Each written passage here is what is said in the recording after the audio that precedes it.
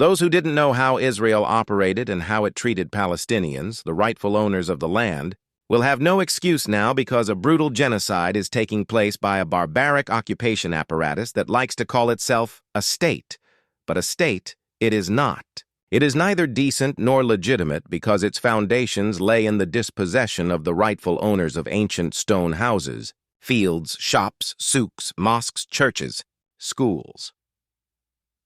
Although the latest episode of genocide started after the terrorist attacks on Israeli civilians, it is by no means the only episode of Israeli barbarism towards the people who were there when they arrived from Europe and later from America, to set up a typical settler colonizing program of the lands that were given to them by the British, even though they had no right to do so, despite the horrors of the Holocaust during WW2, because from day one, Israel could only be built on the ashes of another catastrophe for another people, which is known as Nakba. So no, Israel is not a normal state.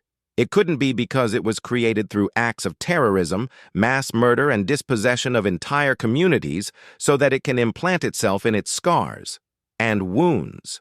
To put it bluntly, Israel is probably the biggest perversion of human history so that unspeakable horrors could be justified and carried out by a fanatical military organization, which probably does not fall short of being a terrorist organization, that kills indiscriminately because Israel is meant to be a state for only one nation and one religion as the absolute ruler of every aspect of an artificially created state of the ruins of terrorists. Attacks by Zionist irregular formation prior to the creation of the organization that is also known as Israel. Yet to many, it will always be Palestine.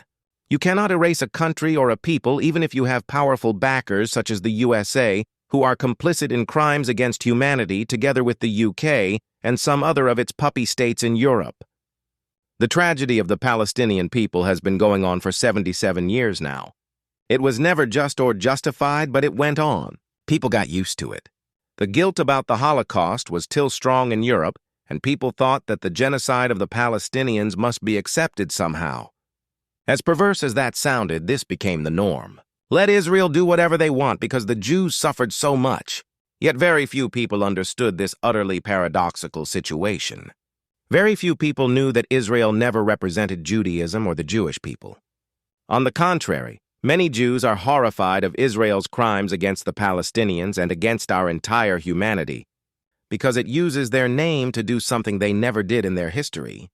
Try to annihilate other races or religions because up to 1948, it was the Jews who faced endless pogroms in Europe. Yes, Europe, not the Middle East.